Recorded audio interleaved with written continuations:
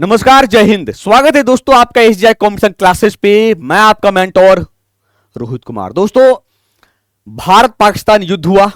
युद्ध ना कहें क्योंकि वो अटैक कर रहा था, हम डिफेंसिव मोड में थे, लेकिन डिफेंसिव रहते हुए भी जो इस बार पाकिस्तान को सबक सिखाए हैं, इस बार तो लग रहा था कि पीओके आ जाएगा, लेकिन सरकार ने संयम बरता। बोला ठीक है, क्योंकि पाकिस्तान कह दें कि वो कुत्ते की धूम है। जो आप कुत्ते के दुम को एक पाइप में डाल दो और अगर पाइप निकालते हो तो दुम उसका फिर वैसा ही दिखेगा, टेढ़ा, वैसा ही टेढ़ा का टेढ़ा। भरोसा नहीं कर सकते ना उस पर, क्योंकि ये इतनी बार दगा दे चुका है, हम उस पर भरोसा नहीं कर सकते। लेकिन उसी फेरहिस्त में चाइना निकल कर आया। चाइना का भी दोगला चेहरा देखने को मिला है। अब क्या चाइना का दोगला चेहरा मिला है देखने को, आइए हम उस पर चर्चा करते हैं। कि पाकिस्तान को शाबाशी देने वाला चीन अब प्रोपेगेंडा पर उतरा। कहा अटैक में भारत की क्या है। तो भारत और पाकिस्तान के बीच सीज फायर के बाद चीन ने पहले पाकिस्तान को पूर्ण समर्थन देने की बात कही। बोला पाकिस्तान के साथ हम खड़े हैं, है ना। अब वो पाकिस्तानी मिलिट्री द्वारा फैलाए जा रहे प्रोपेगेंडा में पाकिस्तान की भाषा बोल रहा है। ये छोटे छोटे आंख वाले देख रहे हो जो कोरोना फैलाया, मतलब इनका वश चले तो पूरे विश्व पर ये कब्जा कर लेंगे। इनका वश चले तो पूरे विश्व पे कब्जा कर लेंगे। समझ नहीं आ रहा, मरने के बाद ये क्या छाती पे लाद के लेके जाएंगे। इससे तिब्बत परेशान है, इससे जापान, जो चाइना सी है वहां जापान परेशान है ना। तो दोस्तों अगर मैं बात करूं आगे तो आप देखोगे कि सर ये चर्चा क्या है कि भारत और पाकिस्तान के बीच 4 दिन चले संघर्ष के बाद युद्ध विराम लागू हो गया, या सीज फायर भारत की शर्तों पर लागू हुआ, और सिंधु जल समझौता अभी भी सस्पेंड है, जैसा कि मैंने बताया। भारत ने 2 टूक शब्दों में कहा कि किसी भी हरकत का हम पूरी ताकत से जवाब देंगे।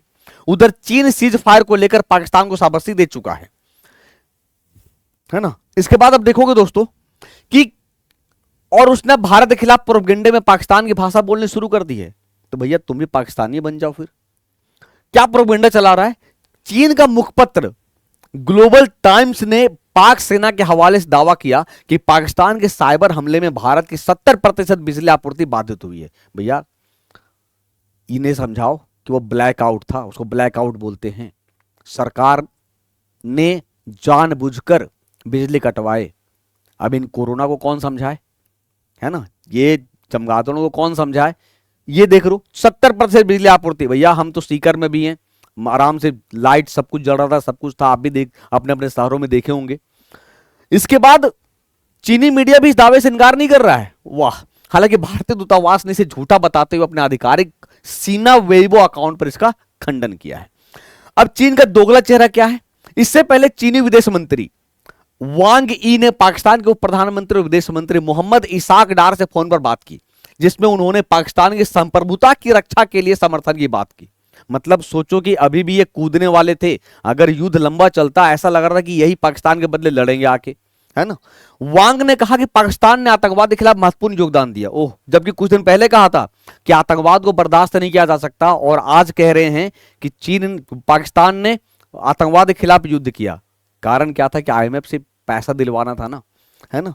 इसके बाद देखोगे कि और चीन हमेशा पाकिस्तान के साथ खड़ा रहेगा, बिल्कुल खड़ा रहेगा। आपको याद होगा कि हम लोग मार्केट जाते हैं तो चीनी जो ईयरफोन, हेडफोन लेना पसंद नहीं करता। आपको पता है चीनी माल का क्या हश्र होता है। जबकि पाकिस्तान इतनी बड़ी गलती कर दिया, ये तो मिसाइल खरीद लिया, उसका मिसाइल कैसे फुस हो गया पता ही है।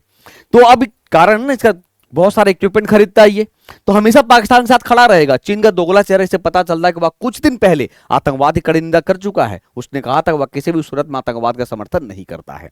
तो ये था चीन का दोगला चेहरा। हमेशा चीन भारत के खिलाफ रहा है। जब भारत मजबूती से खड़ा होता है तो ये पीछे हट जाता है। आपको याद होगा डोकलाम में देख चुके आप, है ना, सिक्किम में आप देख चुके हो। तो कैसे लगी ये जानकारी आप हमें कमेंट करके जरूर बताइएगा। चैनल पे नए हैं दोस्तों, चैनल को सब्सक्राइब करिएगा ताकि फिर से आपको ऐसे ही इंफॉर्मेटिव वीडियो मिलता रहे। Thank you so much.